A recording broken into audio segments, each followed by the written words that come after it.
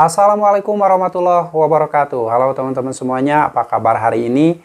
Semoga kalian masih tetap sehat dan selalu semangat. Baik teman-teman, pembahasan kali ini tentang komentar yang masuk di video sebelumnya. Jadi ada komentar yang menanyakan, Bang bagaimana solusinya?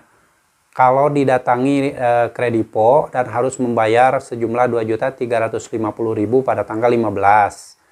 Nah, kalau tidak dibayar pada tanggal 15 tersebut, maka DC Kredipo dari pusat akan didatangkan sekaligus membawa surat kuasa penagihan untuk RT dan RW katanya. Jadi akan membawa surat kuasa untuk melibatkan RT dan RW dalam penagihannya.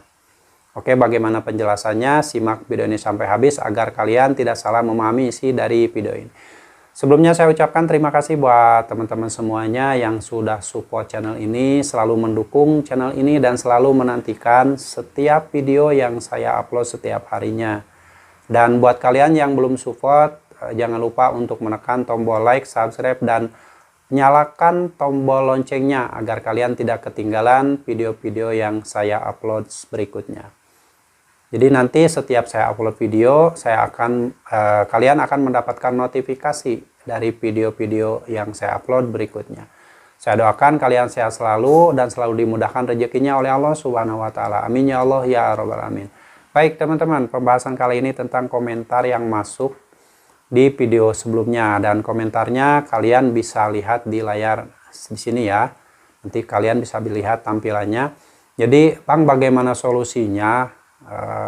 Tiba-tiba atau saya didatangi kredipo dan diminta bayar sejumlah 2.350.000 pada tanggal 15, dan kalau misalkan tidak dibayar pada tanggal 15 tersebut akan mendatangkan DC kredipo dari pusat sekaligus membawa surat kuasa penagihan untuk RT dan RW katanya. Nah, ini sesuatu yang boleh dibilang bukan hal yang aneh karena hal ini banyak sekali dan mungkin sudah pernah dibahas oleh kreator-kreator yang lain. Kalau misalkan ada hal-hal seperti ini yang bilang bahwa akan mengirimkan surat kuasa untuk RT dan melibatkan RW dalam menagih nasabah pinjaman online. Jadi solusinya simpel sekali. Kalau misalkan kalian didatangi debt collector yang bilang akan menagih, lalu harus membayar saat itu juga sejumlah 2.350.000 pada tanggal 15. Kalau misalkan kalian punya uang, sebaiknya kalau kalian punya niat bayar, jangan sampai menitipkan uang sepeser pun pada debt collector tersebut.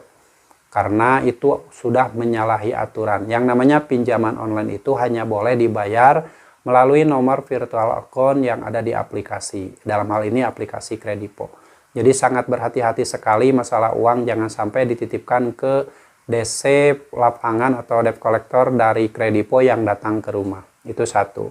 Yang kedua, masalah surat kuasa penagihan dari DC Kredipo pusat katanya.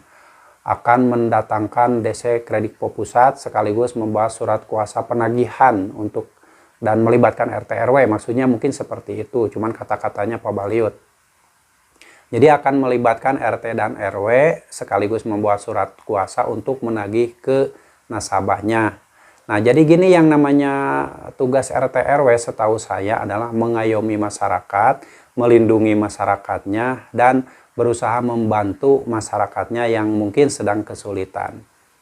Itu tugas pokok dari RT RW setahu saya. Kalau misalkan tugas RT RW di kampung atau di desa, di kota kalian berbeda dengan yang saya ucapkan barusan, silakan kalian ketikkan di kolom komentar kalau memang ada tugas RT RW adalah menagih hutang ke nasabah yang gagal bayar di pinjaman online. Silakan kalian ketikkan di kolom komentar. Nah, ini surat kuasa ini ditujukan untuk RT RW agar bisa membantu menagih ke warganya, menagih hutang. Nah, jadi RT RW ini mau dijadikan debt collector untuk menagih hutang ke warganya. Hal ini sangat melanggar aturan sekali karena tidak ada aturan yang memperbolehkan RT RW untuk menagih ke nasabahnya. Kalau memang ada aturan, RT RW dilibatkan ataupun dikasih surat kuasa untuk menagih hutang ke nasabah atau ke warganya, silahkan kalian ketikkan kolom komentar kalau memang ada aturan tersebut. Karena setahu saya tugas RT RW itu tadi mengayomi, melindungi masyarakatnya, membantu masyarakatnya yang kesulitan. Kecuali kalau dia misalkan tugas RT RW tapi dia juga terdaftar dan menjadi debt collector dari pinjaman online sebagai karyawan dari dari pinjaman online, itu ya tidak masalah kalau memang dia dikasih surat kuasa karena dia juga merangkap sebagai debt collector di pinjaman online tersebut, yaitu sah-sah saja. Tapi kalau tugasnya hanya RT RW, tiba-tiba dari Kredipo dikasih surat kuasa untuk membantu penagihan hutang ke warganya, yaitu menyalahi aturan.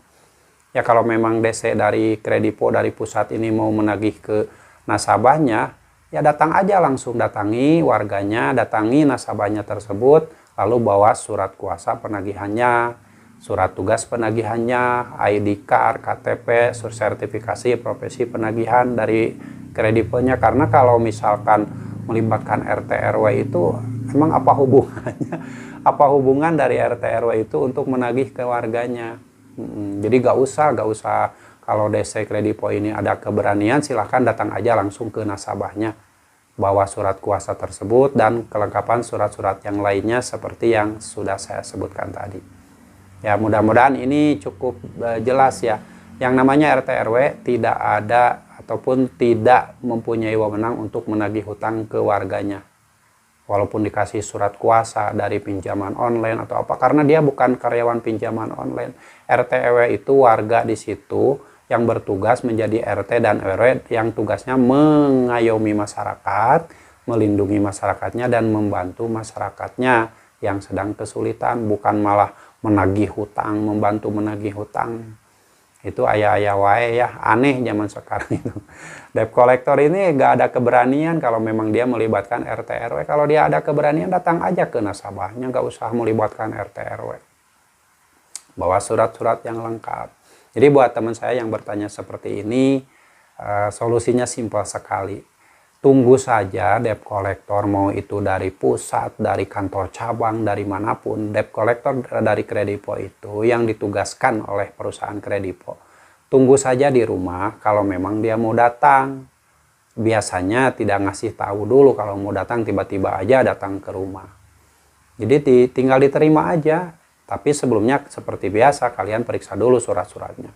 Takutnya dia ternyata oknum yang mengaku-ngaku Kredipo dan ujung-ujungnya dia begal atau maling, itu hati-hati.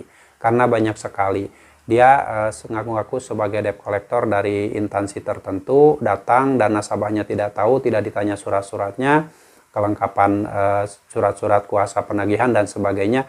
Itu nasabah itu ujung-ujungnya ngasih uang, misalkan uang sesuai yang ditagihkan. Nah, nanti kalau misalkan sudah DC tersebut sudah pergi, dicek di aplikasinya ternyata hutang tidak berkurang, uang hilang. Nah, itu jadi harus berhati-hati. Banyak oknum yang mengatasnamakan DC dari pinjaman online ataupun dari bank konvensional lain. Saat ini harus berhati-hati, harus diperiksa dulu surat-surat penagihannya. Kelengkapan surat-surat penagihannya itu untuk memastikan agar tidak ada lagi penyalahgunaan dari penagihan tersebut dan tidak ada lagi yang namanya korban penipuan-penipuan yang mengatasnamakan debt collector pinjaman online. Oke ya, cukup jelas. Mudah-mudahan ini bisa menjadi inspirasi buat teman-teman semuanya yang saat ini mungkin sedang di bawah tekanan karena takut didatangi debt collector pinjaman online. Dalam hal ini Kredipo. Kalian tidak usah takut. Kalau memang debt collector dari pinjaman online mau datang, hadapi saja. Kalian tinggal sampaikan kalau memang tidak sanggup bayar, tidak punya uang untuk membayar, apa adanya sampaikan saja, bukan tidak mau membayar gitu. Tapi tolong jangan sampai menjanjikan tanggal bayar. Karena yang namanya uang, misalkan kalian tidak pasti ini adanya kapan, kalian menjanjikan tanggal bayar, itu sangat berbahaya sekali. Nanti kalian akan ditekan habis-habisan untuk membayar tersebut. Oke ya. Jadi cukup jelas, semoga ini menjadi motivasi buat teman-teman semuanya yang saat ini sedang kesulitan ekonomi dan sedang mempunyai hutang di pinjaman online yang setiap hari ditagih, ditelepon, di chat WA, bahkan didatangi oleh debt collector dari pinjaman online. Dalam hal ini Kredipo memang banyak pemberitaan-pemberitaan yang melaporkan bahwa DC Kredipo ini suka datang ke rumah Jadi kalian tidak usah takut, tinggal disiapkan saja mental kalian, tetap tenang dan jangan dibikin ribet, dibikin takut. Santai saja, jangan lupa untuk selalu menanyakan kelengkapan surat-surat dari DC Kredipo tersebut. Dan buat teman-teman semuanya yang saat ini mungkin belum pernah menyentuh yang namanya pinjaman online, saya selalu menyarankan jangan pernah meminjam uang di pinjaman online, karena itu akan mengakibatkan kalian nanti akan terjerat dan terjebak dalam lingkaran hutang yang semakin besar. Semoga bermanfaat. Sampai jumpa lagi di video saya selanjutnya. Wassalamualaikum warahmatullahi wabarakatuh.